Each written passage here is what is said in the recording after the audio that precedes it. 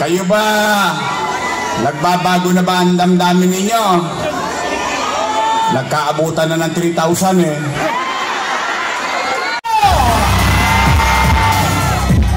At sa mga taga-Canor po nito, isang malaking karangalan po para sa atin ang ipakilala ang isang leader na kahit kailan ay hindi tayo iniwan sa gitna ng laban natin sa pandemya. Ang isang leader na tunay na nagbigay ng pagmamahal, malasakit at kalinga sa ating mga batang Maynila. Ang batang galing sa hirap, huwag sumikat. Ang batang Maynila, Yorme Isko Moreno Tamango! Real talk, pero broke mga dope na women. Wala ka niyan, pwede mo na makunin. Wala kang alos kasi madaming paraan. Pag di ka kinabahan. Maraming salamat sa ating tagapagpakilala, mga batang San Nicolas. Good evening! Kumain na ba kayo? Okay, mag-alala. Lilipas din yan. Ako'y natutuwa, no? Naku, hanggang doon sa Kodli. Pasensya na kayo, ha? Medyo malakas ang ilaw, pero binabati ko rin dyan yung mga nasa Kodli. Magandang gabi sa inyo. O, dito sa Wakali, sa kanan. Sa Wakali. Ang mga taga-Sanba. Oh. Anyway, nais ko lang batiin para tayo nasa loob ng sinihan ngayon. Kayong mga naririto sa baba, orchestra. Yun yung balcony. Natutuwa ako dahil alam niyo, marami sa inyo dito napakinggan ako ng mga ganitong panahon noong 2019. Dito rin ako nagsalita at meron akong isang binitawang salita. Kung maalala nyo lang, noong 2019, dito mismo sinabi ko, for 30 years, basurero pa lang ako. Kung naalala nyo yung Elizalde Road sa tabing ilog, squatter na tong gitnang ito. For so long. At meron akong binitawang isang salita. Ang sabi ko noon, wag nyo na akong iboboto pag hindi ko kayo nagawan ng pabahay dito sa San Nicolas. At sa awa ng Diyos, bagamat pandemya pa, nagpapasalamat ako, at least matangos ang ilong kong harap sa inyo. Unti-unti nyo nang nasisilayan ang matagal nyo nang pinapangarap dahil nagkaroon na ng Binondominium 1. Kaya ko nilagyan. Oh, ito naman para sa inyo. Nay, hindi ka nadudungaw dyan. Mag-elevator ka na rin.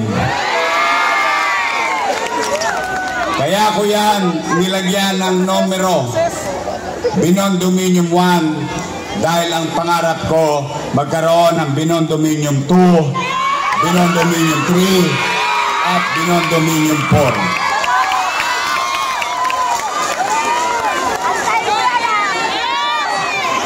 Kung pinalad lang tayo, natanganan natin ang mas malaking resources ng national government, baka ngayong gabi nagsiselebrate tayo dahil hanggang Binondominium 4 tapos na. Pero magkaganon pa man, tuloy ang buhay. Sabay-sabay tayo mangarap. May awa ang Diyos, sa tulong ninyo, nakabalik tayo Ito, mga taga San Nicolas, pumunta na kayo kay Cebuana Lulier. Isanlan nyo na to. Tatayo ako kayo ng Binondominium 2. Dito, kayo dyan, nandiyan. Hindi na kayo maglalabas sa kalsada. Hindi na kayo maliligo sa kalsada. At hindi na rin kayo magsasyarong kuneta. Bakit ko po nabanggit si Sharon Cuneta? Alam nyo, nung araw, ganyan din yung bahay namin. Ang tawag nung araw, condominium. Patong-patong na squatter. Kung meron man nakakaalala sa inyo dito, yung Mabuhay Street sa Arten. Kaya ko nabanggit na Sharon Cuneta dahil pag sumasama ang tiyan namin, ang kinakanta namin, balutin mo ako, dabis ng iyong pagmamahal. Kaya lahat ng truck sa Arken, kawawa. Pag ginabot yun, nako, Diyos ko.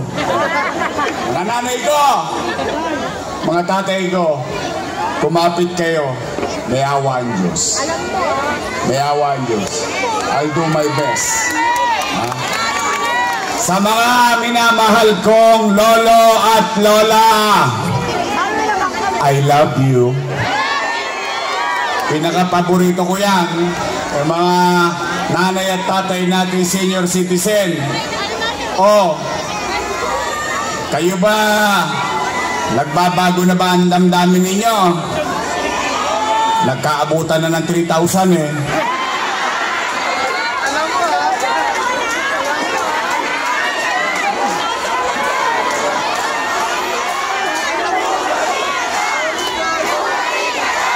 Talaga? Kahit na ginawa nilang 3,000 yung 1.5? Talaga? Gusto nyo ba talaga akong bumalik? Hindi nga. O taas nga kamay na gusto akong bumalik. Promise? Text man ha? O sige.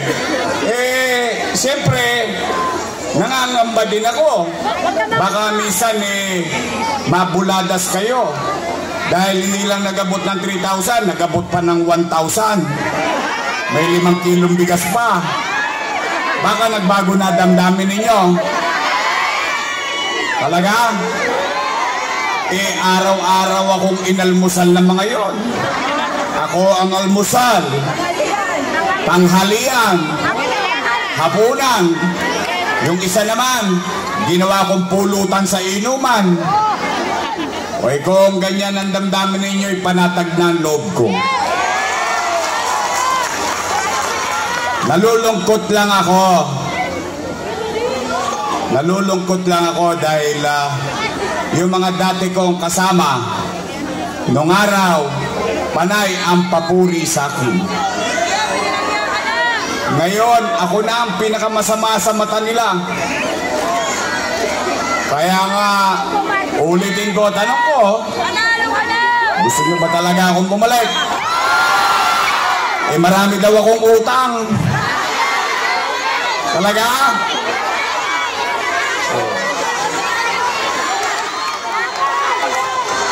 Taas nga ang kamay ng walang utang.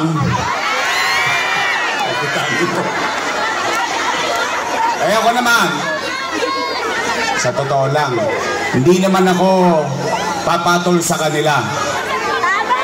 Yung mga panirang ginawa nila simula nung Nobyembre, nung Disyembre, January, February, patawag dito, patawag doon, 1 bulig dito, 5 kilo doon.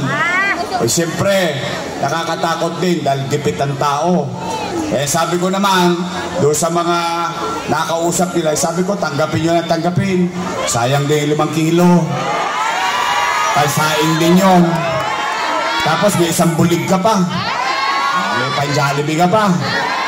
Mamantikaan man lang tayo kahit konti. Tama ba? Pero, mga kababayan, ngayong gabi, wala kayong maririnig na panira sa amin. Wala. Bakit? Hindi mo kailangan manira ng kalaban mo sa politika at hilahin mo yung paa para